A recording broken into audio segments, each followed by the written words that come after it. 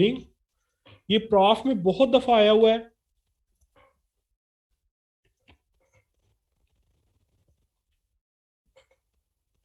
और बहुत important topic है।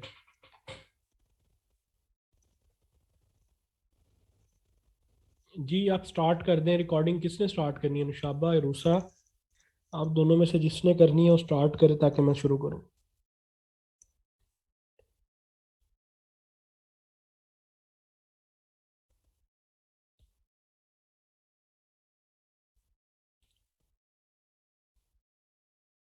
हाँ जी नुशाबा कर लें स्टार्ट आप recording. Recording in progress. Recording on computer कीजिएगा।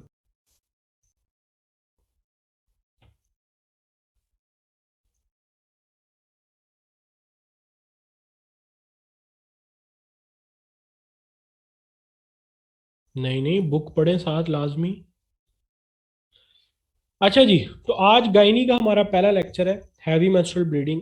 अच्छा आप एक चीज अपने जहन में बिठा लें कि गायनी या ऑब्स में जिस तरह आप लोग बड़े इंटरेस्टिंग वे में मेडिसिन पढ़ते हैं या पीड्स पढ़ते हैं या आप लोग सर्जरी पढ़ते हैं, वैसा कुछ नहीं है। इसमें कोई पैथोफिजियोलॉजीज नहीं होती, इसमें कोई आप लोगों के कॉन्सेप्ट्स नहीं होते। बड़ा सिंपल सा है, ठीक है। और बड़े आसान सी आपको छोटी छोटी डिजीजेज हैं जो आप लोगों ने करनी है। जो स्केड्यूल मैंने आपको दिया है और जो स्केड्यूल में टॉपिक्स हैं, आपने सिर्फ वही टॉपिक्स करने हैं। उनमें से जितने भी मेजर टॉपिक्स हैं वो मैं सारे पढ़ा रहा हूँ। और 5 से 6 टॉपिक हैं जो मैंने असाइनमेंट में रखे हुए हैं जो आप लोगों ने खुद साथ करने हैं, जो स्केड्यूल में मैंने दिए हुए हैं। वो इसी से मिलते जुलते टॉपिक्स हैं जो हम पढ़ेंगे। इसमें कोई लॉजिकल स्टडी नहीं है जिस तरह मेडिसिन में हम लॉजिकल स्टडी करते हैं। ये मेनली आप समझ लें कि सीधी सीधी सी बातें, सीधी सीधी सी चीज़ें होती हैं जिनको हमने साथ साथ पढ़ना होता है। तो हैवी मेंस्ट्रुअल ब्लीडिंग की जब हम बात करते हैं तो सबसे पहले हमें यूट्रस का थोड़ा सा स्ट्रक्चर देखने की ज़रूरत है। ये आप लोग बचपन में देख चुके हैं प्रॉपर अपनी, जब आप लोगों ने एफएससी की या उसके बाद फिर आप लोगों ने एम्ब्रियोलॉजी पढ़ी और रिप्रोडक्टिव सिस्टम पढ़ा, आप लोगों ने एब्डोमेन एंड पेल्विस पढ़ा, और उसमें आपने देखा कि ये एक बेसिक सा स्ट्रक्चर है जिसमें ओवरी है, ओवरी के बाद फ्लैपियन ट्यूब्स हैं, उसके बाद यूट्रस का जो स्ट्रक्चर है प्रॉपर, उसमें आपको पता है यूट्रस की 3 लेयर्स हैं, पेरीमीट्रियम, एंडोमीट्रियम, मायोमीट्रियम। इसके बाद इंटरनल ओएस है, सर्विक्स है, एक्सटर्नल ओएस है, विजाइना है। ये स्ट्रक्चर है। मेंस्ट्रुअल ब्लीडिंग की जब बात होती, देखो मेंस्ट्रुअल ब्लीडिंग हम कब कहते हैं उसको जानने से पहले थोड़ी सी चीजें आप लोग जरा इधर देखिएगा। ये कुछ टर्म्स हैं जो आपको पता होनी चाहिए। सबसे पहली टर्म है हैवी मेंस्ट्रुअल ब्लीडिंग।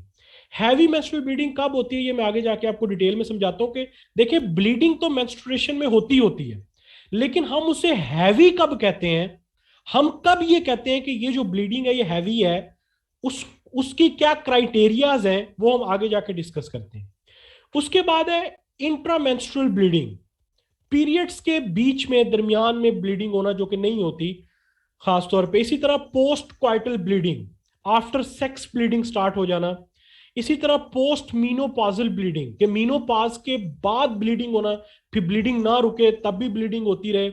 या ब्लीडिंग ऑफ एंडोमेट्रियल ओरिजिन, किसी और वजह से कोई कार्सिनोमा है या कोई डिसफंक्शनिंग की वजह से जो है ना वो ब्लीडिंग हो रही है। ये डिफरेंट टर्म्स है। इंट्रामेंस्ट्रुअल ब्लीडिंग है, हैवी मेंस्ट्रुअल ब्लीडिंग है, पोस्ट मीनोपॉजल ब्लीडिंग है, पोस्ट क्वाइटल ब्लीडिंग है, और उसके बाद ब्लीडिंग ऑफ एंडोमेट्रियल ओरिजिन है। आज हम जिस चीज की डिस्कशन करने जा रहे हैं वो है heavy menstrual bleeding. Heavy menstrual bleeding हम कब कहते हैं, किस वक्त हम कहते हैं कि इस पेशेंट को हैवी मेंस्ट्रुअल ब्लीडिंग है? वो कहते हैं कि अगर blood loss greater than 80 ml पर पीरियड हो, तो इसको हम डिफाइन करते हैं हैवी मेंस्ट्रुअल ब्लीडिंग में, कि एक पीरियड में, जो एक हर पीरियड में अगर 80 ml पर पीरियड से ज्यादा ब्लड लॉस हो रहा है तो इसको हम डिफाइन करते हैं हैवी मेंस्ट्रुअल ब्लीडिंग में। फॉर एग्जांपल अगर 50 ml हो रहा है 40 ml हो रहा है, 30 ml हो रहा है तो ये नॉर्मल है, 60 ml हो रहा है तो ये नॉर्मल है, 70 ml हो रहा है तो ये नॉर्मल है। लेकिन अगर ये ब्लड लॉस 80 ml पर पीरियड से ज्यादा होता है तो फिर हम इसको हैवी मेंस्ट्रुअल ब्लीडिंग में काउंट करते हैं। अच्छा, मेरी स्लाइड्स जो है ना वो 10 टीचर से भी बनी हुई है और इसमें मैंने अरशद चौहान का डाटा भी ऐड किया हुआ है। तो अगर आप में से कोई अरशद चौहान नहीं पढ़ता तो उसे पढ़ने की जरूरत नहीं है, मेरी स्लाइड्स इनफ है उसके लिए। ठीक है, आप स्लाइड्स पढ़ लें और साथ में 10 टीचर पढ़ लें, इट्स इनफ। अब इसमें इसकी हैवी मेंस्ट्रुअल ब्लीडिंग की कॉजेज क्या है, ये आपका प्रॉफ का यूक्यू भी है। और इसमें फाइब्रॉइड्स हम पढ़ेंगे आगे जाके, फाइब्रॉइड्स क्या होते हैं, एडिनोमायोसिस क्या, एडिनोमायोसिस, इसी तरह एंडोमेट्रियल पॉलिप्स, ये भी हम आगे जाके पढ़ेंगे।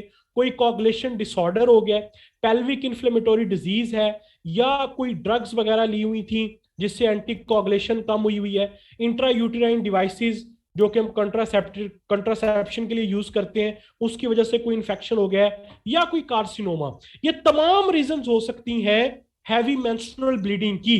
लेकिन मोस्ट कॉमन रीजन इसमें क्या है, वो है एडिनोमायोसिस।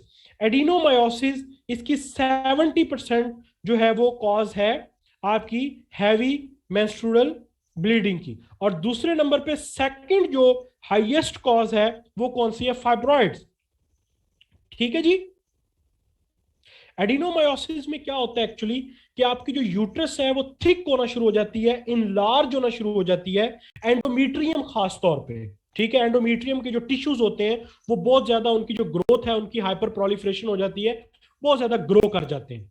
तो ये इसकी कॉजेज है, fibroids, adenomyosis, endometrial polyps, coagulation disorders, pelvic inflammatory disease, drug therapy कोई पेशेंट ले रहा था, या उसने कोई इंट्रायूटेराइन डिवाइस कॉन्ट्रासेप्शन के लिए यूज की हुई थी, या कोई उसे एंडोमेट्रियल या सर्विकल कार्सिनोमा है।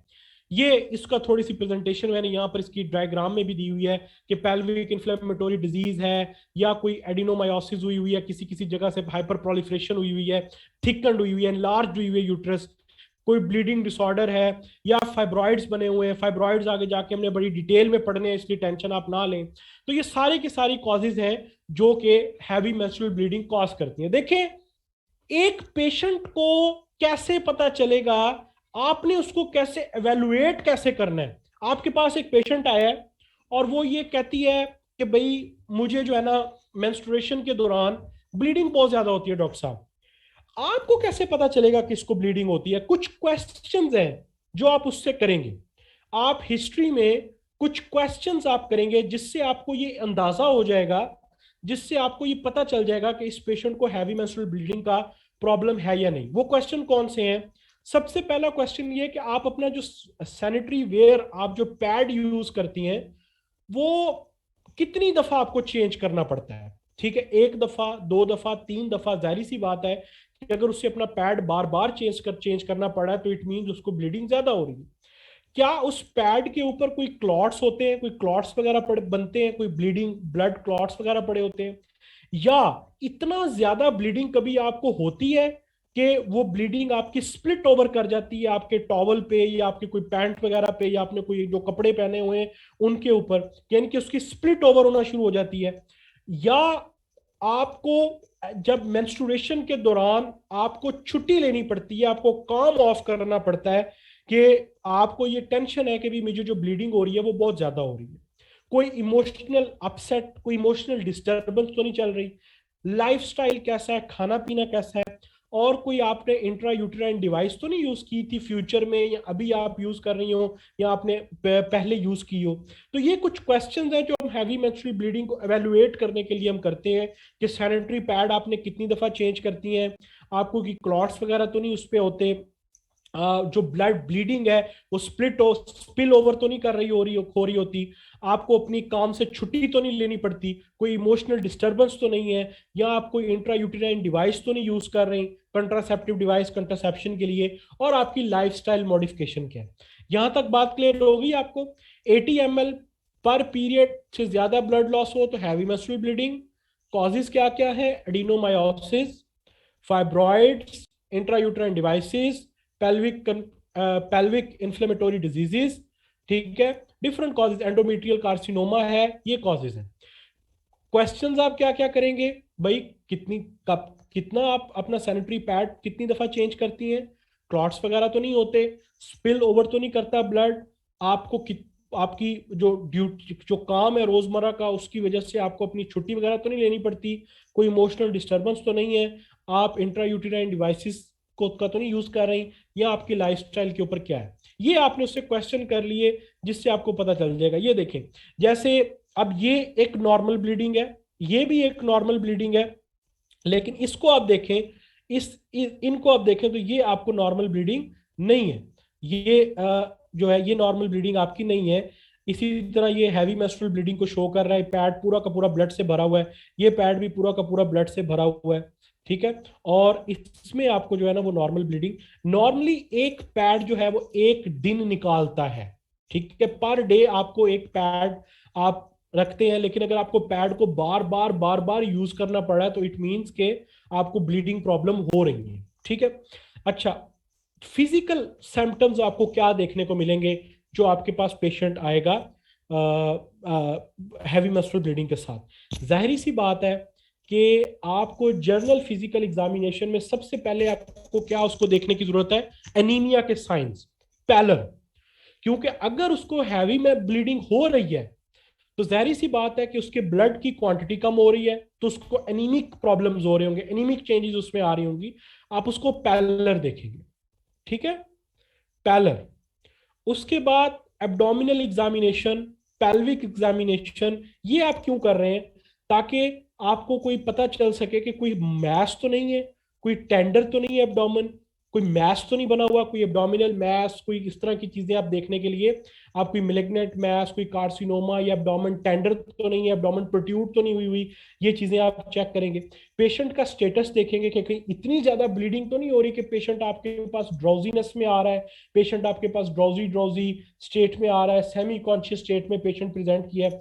बाज दफा तो इतनी ज्यादा हैवी ब्लीडिंग होती है, 150 पर एम एल, 200 ml पर पीरियड भी जो है ना वो ब्लड लॉस कर जाते हैं, और पेशेंट्स हाइपोवोलीमिया के साथ भी प्रेजेंट करते हैं। मैंने गायनी में खुद एक पेशेंट को देखा हुआ है जो कि हाइपोवोलीमिया के साथ पेशेंट प्रेजेंट की थी। उनको ये पता ही नहीं था कि इसकी हैवी मेंस्ट्रुअल ब्लीडिंग हो रही है, ठीक है। यहां तक बात क्लियर है?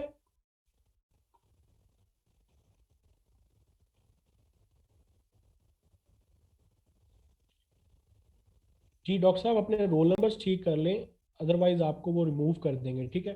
अच्छा, आगे अगर हम चलते हैं, इससे आगे इन्वेस्टिगेशंस में हमने क्या चीज़ें देखनी होती हैं, तो यहाँ तक अभी हमने चीज़ों को एवेलुएट कर लिया। सबसे पहले हमें पता चल गया कि हैवी मेंस्ट्रुअल ब्लीडिंग कब कहते हैं, उसकी कॉजेज क्या है, उसमें हमने कौन से क्वेश्चंस करते हैं, और जनरल फिजिकल एग्जामिनेशन में हमने एनीमिया के साइंस देखने हैं, और साथ में हमने कुछ जो एब्डोमिनल एग्जामिनेशन है, पेल्विक एग्जामिनेशन है, वो चीज़ देखनी है। इन्वेस्टिगेशन में हम क्या करेंगे? देखें, सबसे पहली जो चीज है इन्वेस्टिगेशन में जो सबसे इंपॉर्टेंट है वो है सीबीसी, ताकि हमें एनीमिक चेंजेस का पता चल सके। हमें कोगुलेटिव डिसऑर्डर्स को रूल आउट करने के लिए कोगुलेशन प्रोफाइल करवाने की जरूरत है, ताकि हम कोगुलेटिव डिसऑर्डर्स को रूल आउट कर सकें। सीबीसी से हमें यह पता चल जाएगा कि इसको एनीमिक चेंजेस नहीं है। पेल्विक अल्ट्रासाउंड हम करवाते हैं, क्यों? ताकि अगर हमें हिस्ट्री से या हमें एग्जामिनेशन से इस ये हमें ऐसा लगा है कि कोई मैस है, कोई प्रेशर है, कोई स्ट्रक्चरल लीजन है, या कोई पैल्पेबल मैस हमें फील हुआ है, तो फिर हम पेल्विक अल्ट्रासाउंड करवाते हैं। अगर हमें कोई इन्फेक्शियस हमें मिले हैं, कोई इन्फेक्शियस सिम्टम्स हमें देखने को मिल रहे हैं, तो फिर हम एंडोसर्विकल या हाई वेजाइनल स्वैब्स भी लेते हैं, हम कल्चर करवाने के लिए, क्योंकि इन्फेक्शन वगैरह तो नहीं हुआ। और बड़ा ही इंपॉर्टेंट एक टेस्ट है जो हम ट्रांस विजाइनल अल्ट्रासाउंड स्कैन भी बाज दफा हम करवाते हैं, स्ट्रक्चरल लीजन्स को देखने के लिए, एंडोमेट्रियम की कंडीशन को देखने के लिए। इसमें एक दो टेस्ट हैं जो कि इन्वेसिव प्रोसीजर में काउंट होते हैं, जिसमें आपकी हिस्टेरोस्कोपी और एंडोमेट्रियल बायोप्सी है। एंडोमेट्रियल बायोप्सी हम कब करवाते हैं, हिस्टेरोस्कोपी हम कब करते हैं? यानी कि जाहिर सी बात है, हिस्टेरोस्कोपी आपको पता है कि ये एक हम कुछ टेस्टों को हम नाम लेते हैं, आपको पता होगा कि ये थेराप्यूटिक भी है और साथ में डायग्नोस्टिक भी है। डायग्नोस्टिक भी है और थेराप्यूटिक भी है, जैसे एंडोस्कोपी, इसी तरह हिस्टेरोस्कोपी होती है। है ये भी एंडोस्कोपी की ही टाइप, क्योंकि हम यूट्रस में कर रहे हैं तो हम इसका नाम रख देते हैं हिस्टेरोस्कोपी। इसको हम एज फॉर बायोप्सी के लिए भी यूज करते हैं कि बायोप्सी का अगर हमने सैंपल लेना हो, हम इसको देखने के लिए हम इसको कैमरे से हम अंदर की पूरी प्रॉपर विजन भी ले लेते हैं, या हमने बायोप्सी का अगर सैंपल लेना हो हम इससे सैंपलिंग भी कर लेते हैं। और हम हिस्टेरोस्कोपी से हम अगर वहां पर कोई प्रॉब्लम है, कोई इश्यू है, कोई रिसेक्शन वगैरह करनी है, कोई जगह छोटी सी काटनी है, कोई इमोबिलाइजेशन करनी है, कोई कॉटरी करनी है, तो वो भी हम हिस्टेरोस्कोपी के थ्रू कर लेते हैं। ठीक है, लेकिन हिस्टेरोस्कोपी हम हर किसी को रिकमेंड नहीं करते। हिस्टेरोस्कोपी का 10 टीचर में क्राइटेरिया क्या है, वो कहता है कि पहला, हिस्टेरोस्कोपी आप किन लोगों में करेंगे, बायोप्सी या हिस्टेरोस्कोपी आप किन लोगों में करेंगे, जब आपने ट्रांसविजाइनल अल्ट्रासाउंड स्कैन किया और उसमें एंडोमेट्रियल की जो थिकनेस थी वो 4 mm से ज्यादा थी। पहला क्राइटेरिया कि आपने हिस्टेरोस्कोपी या जो एंडो बायोप्सी है वो आपने हर पेशेंट की नहीं करनी। किसकी करनी है? पहला क्राइटेरिया क्या है कि उसमें जो एंडोमेट्रियल की थिकनेस है वो 4 mm से ज्यादा है, या पेशेंट आपके पास आया है और उसकी एज 45 साल से ज्यादा है और उसको भी हैवी वेसल ब्लीडिंग हो रही है, उसमें भी आप रिकमेंड करेंगे कि आप हिस्टेरोस्कोपी करवाएं। तीसरा क्राइटेरिया क्या है कि इंट्रामेंस्ट्रुअल ब्लीडिंग भी साथ में हो रही है। और चौथा क्या है कि ट्रीटमेंट फेलियर, आपने तमाम के तमाम ट्रीटमेंट करके देख लिए फिर भी नहीं फर्क पड़ रहा, तो तब भी आप देखेंगे। या आपने अगर कोई सर्जिकल प्रोसीजर करना है तो उससे पहले भी आप हिस्टेरोस्कोपी करके देखेंगे। तो हिस्टेरोस्कोपी लिए आपके प्रॉफ का यूक्यू भी है कि आपने एंडोमेट्रियल बायोप्सी या हिस्टेरोस्कोपी कब करनी होती है। आप या तो 4 mm से ज्यादा उसकी जो थिकनेस हुई हुई है एंडोमेट्रियम की, या हैवी मेंस्ट्रुअल ब्लीडिंग हुई हुई है, या आपकी जो हैवी मेंस्ट्रुअल ब्लीडिंग है वो इंट्रामेंस्ट्रुअल ब्लीडिंग के साथ एसोसिएटेड है, या ट्रीटमेंट फेलियर है, या आपने जो कोई भी सर्जिकल अगर आपने कोई रिसेक्शन करना है या कोई टेक्निक आपने इस्तेमाल करनी है तो उससे पहले आप जो है ना वो इसको करते हैं। यहां तक बात क्लियर है?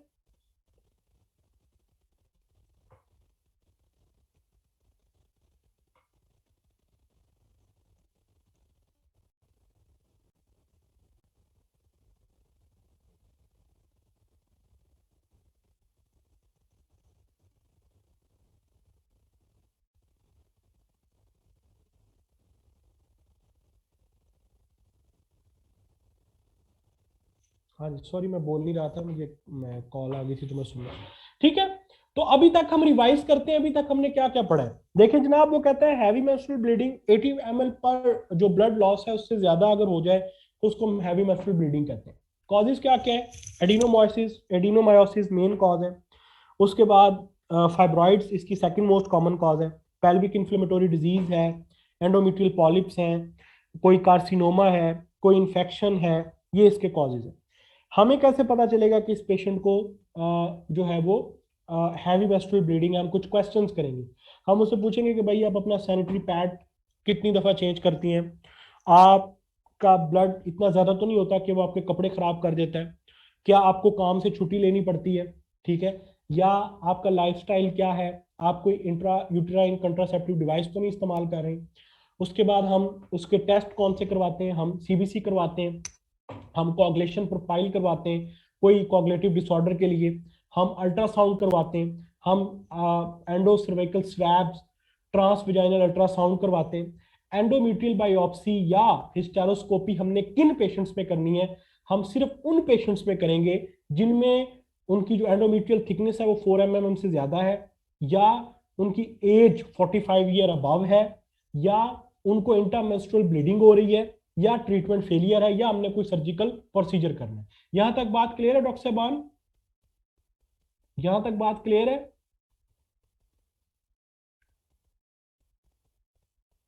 ठीक है। अच्छा, अब बाज दफा हमने जो ट्रीटमेंट करना है पेशेंट का, थोड़ी कम आ रही है आवाज, एक मिनट जी रुकते जरा। अच्छा, अब ठीक आ रही है आवाज? अच्छा, ट्रीटमेंट हम क्या करते हैं पेशेंट का, इसमें वो कहता है कि देखें, गायनाकोलॉजी में एक चीज आप अपने जेहन में बिठा लें डॉक्टर साहबान, चाहे वो गायनी है चाहे वो ऑब्स है, आप अपनी मर्जी से ट्रीटमेंट नहीं कर सकते। पाकिस्तान में तो करते हैं, लेकिन इंटरनेशनल स्टैंडर्ड क्राइटेरिया ये है कि आप गायनी और ऑब्स में अपनी मर्जी से ट्रीटमेंट नहीं कर सकते। आप सबसे पहले पेशेंट की प्रेफरेंस को देखेंगे। पेशेंट को आप तमाम ट्रीटमेंट्स के बारे में बताएंगे और ट्रीटमेंट पेशेंट आपको रिकमेंड करेगा, पेशेंट चॉइस करेगा। आप हर ट्रीटमेंट के रिस्क्स भी बताएंगे और उसके बेनिफिट्स भी बताएंगे, और पेशेंट आपको ये चॉइस करके बताएगा कि भाई ये ट्रीटमेंट मेरे लिए ठीक है, अब ये कर दें। और पेशेंट को कौंसल आपको उसकी सबसे पहले आपको उसकी कंसेंट लेनी पड़ेगी। पाकिस्तान में तो ऐसे ही कर देते हैं ना, देखी जाएगी जो होगा। इंटरनेशनल स्टैंडर्ड गायनेकोलॉजिकल ट्रीटमेंट्स का और ऑब्स्टेटिक्स ट्रीटमेंट का यही है कि आप पेशेंट की प्रेफरेंस के मुताबिक ट्रीटमेंट करते हैं। आप पेशेंट को उसके रिस्क बताते हैं, आप पेशेंट को उसके बेनिफिट्स बताते हैं, और उसके मुताबिक आप ट्रीटमेंट करते हैं। क्योंकि फॉर एग्जाम्पल एक पेशेंट था, उसकी ब्लीडिंग नहीं रुक रही थी, हैवी मेंस्ट्रुअल ब्लीडिंग का केस था, ब्लीडिंग नहीं रुक रही थी, बिल्कुल नहीं रुक रही थी। और अब आपने ये सोचा कि यार मैं इस पेशेंट की हिस्टेक्टमी कर देती हूँ। आपने उस पेशेंट की पकड़ के हिस्टेक्टमी कर दी और उसका भी एक भी बेबी नहीं था। मुझे बताया उसकी फैमिली कंप्लीट थी नहीं थी, आपने गलत डिसीजन लिया। मे बी आप वो जो ब्लीडिंग नहीं रुक रही थी, मे बी कोई आर्टरी हो जो कि रप्चर हो गई हो, या कोई कॉग्निटिव डिसऑर्डर हो। तो तमाम की तमाम ट्रीटमेंट्स को देखने से पहले आप पेशेंट के साथ आप उसके साथ कंसल्ट करते हैं। आप उसको बताते हैं कि यार ये प्रेफरेंसेस हैं, ठीक है, ये चीजें हैं, ये आपके इसके रिस्क हैं, ये इसके बेनिफिट्स हैं। पेशेंट की पास्ट हिस्ट्री को भी आप देखते हैं। आप तमाम चीजें देखने के बाद फिर आप पेशेंट की ट्रीटमेंट ऑफ चॉइस को देखते हैं और फिर आप ट्रीटमेंट की तरफ जाते हैं। और इसमें आपने पेशेंट की अपनी तरफ से काउंसलिंग करनी होती है, पेशेंट को खुद काउंसल करना होता है कि ये ट्रीटमेंट आपके लिए बेटर है, ये ट्रीटमेंट आप करवाएं, ये ट्रीटमेंट आपके लिए बेटर है। ठीक है जी, यहां तक क्लियर है? सारे के सारे जाग जाओ यार, बोला करो साथ साथ मेरे। अब इसकी हम ट्रीटमेंट कैसे करते हैं? सबसे पहली है इसकी मेडिकल मैनेजमेंट। मेडिकल मैनेजमेंट में हम इस्तेमाल करते हैं LNGIUS सिस्टम, जिसे हम मैरीना भी कहते हैं। LNGIUS सिस्टम क्या है? It is actually levonorgestrel intrauterine system. Levonorgestrel intrauterine system ये तकरीबन 12 महीने तक आपको लॉन्ग टर्म मैनेजमेंट प्रोवाइड करता है। करता क्या है ये? एक्चुअली क्या करता है कि ये प्रोजेस्टेरॉन को रिलीज करता है। प्रोजेस्टिन एक हार्मोन है, उसको रिलीज करता है, टी शेप्ड होता है, साथ में इसके लीवोनॉर्गेस्ट्रिल होती है और साथ में प्रोजेस्टेरॉन होता है। एक कॉम्बिनेशन होता है जो कि ये रिलीज करता है, और ये रिलीज करता है जिसकी वजह से ओव्यूलेशन का फेज नहीं हो पाता। ठीक है, मेंटेन करता है यूटेराइन की जो लाइनिंग है उसको, मेच्योरेशन को, और जो फॉलिकुलर डेवलपमेंट होनी होती है, जो ल्यूटिनाइजिंग हार्मोन की स्रज जानी होती है, उसको ये इनहिबिट करता है। इसकी वजह से आपका फॉलिकुलर डेवलपमेंट नहीं हो पाती, मेच्योरेशन नहीं हो पाती, और मेंस्ट्रुएशन का जो फेज, जो मेंस्ट्रुअल साइकिल होता है, वो नहीं कंप्लीट हो पाता। तो ये एक LNGIUS सिस्टम है जो कि आपकी इन शॉर्ट आपकी जो ल्यूटिनाइजिंग हार्मोन की जो स्रज होती है उसको ये इनहिबिट कर देता है। प्री ओव्यूलेटरी, जिसने ओव्यूलेशन करवानी होती है, उस स्रज को ये इनहिबिट कर देता है, जिसकी वजह से आपकी मैच्योरेशन और डेवलपमेंट टैक की नहीं हो पाती, आपको मेंस्ट्रुएशन नहीं होती, मेंस्ट्रुएशन ब्लीडिंग नहीं होती। पहला आपकी मेडिकल मैनेजमेंट का आपके पास जो है वो ये है। दूसरा जो आपके पास ट्रीटमेंट है वो है एंटी फेब्रिनोलाइटिक एजेंट्स। एंटी फेब्रिनोलाइटिक एजेंट्स में जिसमें ट्रांएग्जामिक एसिड है, ये क्या करता है? ये ब्लड लॉस को रिड्यूस करता है, 50% ऑलमोस्ट आपके ब्लड लॉस को रिड्यूस करता है, प्रोलॉन्ग्ड ब्लीडिंग को प्रिवेंट करता है।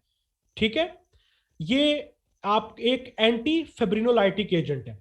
तीसरी आपके पास जो चॉइस है वो है मेफेनेमिक एसिड, जो कि प्रोस्टाग्लैंडिन्स की सिंथेसिस को इनहिबिट करता है, जो कि आपके ब्लड लॉस को मजीद रिड्यूस करते हैं, क्योंकि आप सबको पता है कि प्रोस्टाग्लैंडिन्स क्या करवाते हैं, ये वेजोडाइलेशन करवाते हैं, और अगर प्रोस्टाग्लैंडिन्स की सिंथेसिस को इनहिबिट करेंगे तो वेजोकंस्ट्रिक्शन होगी और ब्लड लॉस जो है वो रिड्यूस होगा। ये अभी तक हम जो पढ़ रहे हैं ये मेडिकल मैनेजमेंट पढ़ रहे हैं, जिसमें सबसे पहला आपका है लीवोनॉर्गेस्ट्रल इंट्रा यूट्राइन सिस्टम, जो कि सबसे ज्यादा यूज किया जाता है। उसके बाद एंटी फेब्रिनोलाइटिक एजेंट है आपके पास। उसके बाद मेफेनेमिक एसिड है आपके पास, जो प्रोस्टाग्लैंडिन की सिंथेसिस को इनहिबिट करता है। और fourth one is gonadotropin releasing hormone, gonadotropic releasing hormone agonist. ये भी आपके एस्ट्रोजन की प्रोडक्शन को इनहिबिट करते हैं, जिसकी वजह से आपको मेंस्ट्रुएशन नहीं होती। ये है आपके मेडिकल मैनेजमेंट। मेडिकल मैनेजमेंट कौन कौन से मेरे साथ रिवाइज करवाएं? एलएनजी, आईयूएस, जो कि अल्टीमेटली ये सारे के सारे क्या कर रहे हैं, या तो ब्लीडिंग को कम कर रहे हैं या आपकी मेंस्ट्रुएशन को नहीं होने दे रहे, मेंस्ट्रुअल साइकिल नहीं होने दे रहे। LNG, IUS system, tranexamic acid, mefenamic acid और गुनेडोट्रोफिक रिलीजिंग हार्मोन एगोनिस्ट। यहां तक बात क्लियर है? ये है मेडिकल मैनेजमेंट। अगर हम सर्जिकल मैनेजमेंट की तरफ जाएं तो सबसे पहली हमारे पास होती है एंडोमेट्रियल एब्लेशन। एंडोमेट्रियल एब्लेशन क्या करती है? ये हीट वेव माइक्रोवेव्स होती हैं, जो कि अगर कोई स्ट्रक्चरल एबनॉर्मेलिटी की वजह से कोई आपको ब्लीडिंग हो रही हो बार बार, तो ये हीट वेव्स क्या करती हैं, ये उस जगह को डिस्ट्रॉय कर देती हैं, उस जो स्ट्रक्चरल एबनॉर्मेलिटी हुई हुई होती है उस जगह को ये जाकर करेक्ट करती है। लेकिन ये एक इन्वेसिव प्रोसीजर है, ये एक सर्जिकल प्रोसीजर है, एंडोमेट्रियल एब्लेशन। दूसरा हमारे पास जो मेथड है, उसके बाद दूसरा जो है, ये इसमें डिफरेंट है हमारे पास, एब्लेशन है। दूसरा हमारे पास है अम्बलाइकल आर्टरी इमोबिलाइजेशन। ठीक है, umbilical artery mobilization, myomectomy, transcervical resection of fibroid और हिस्ट्रेक्टमी। आप जरा गौर से सुनिएगा। देखें, हम क्या करते हैं कि या तो हम दो तीन चीजें अपने जेहन में अपने बिठा लीजिए। ये मैंने कुछ प्रोसीजर्स की पिक्चर्स आपके सामने लगाई हुई है।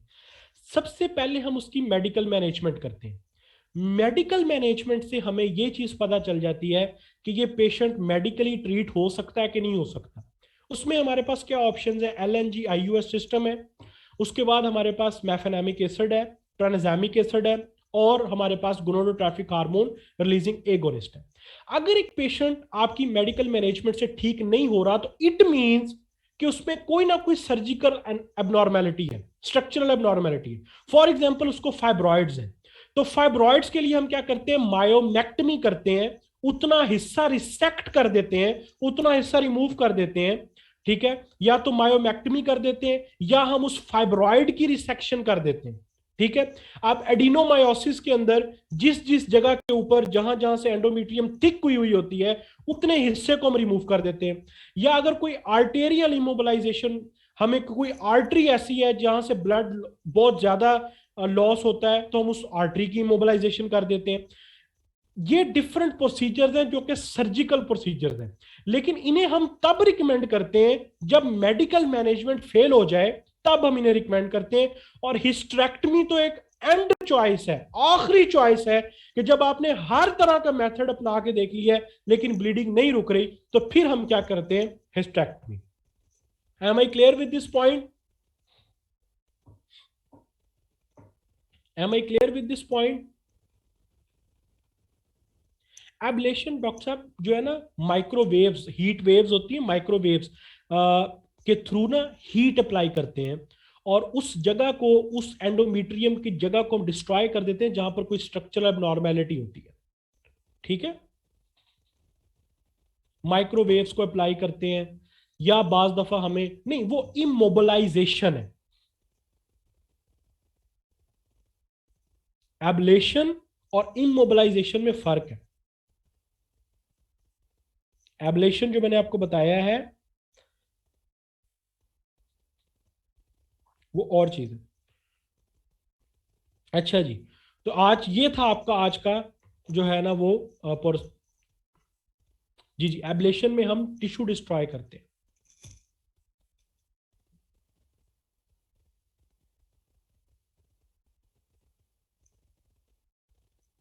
ठीक है जी, ये था जी आज का हमारा लेक्चर हैवी मेंस्ट्रुअल ब्लीडिंग का।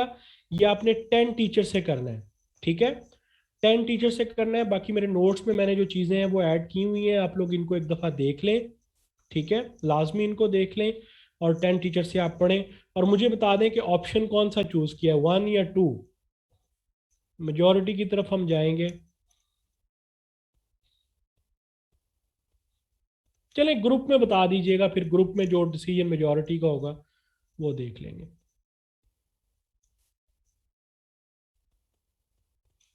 ओके जी, अल्लाह हाफिज़, फी अमान अल्लाह।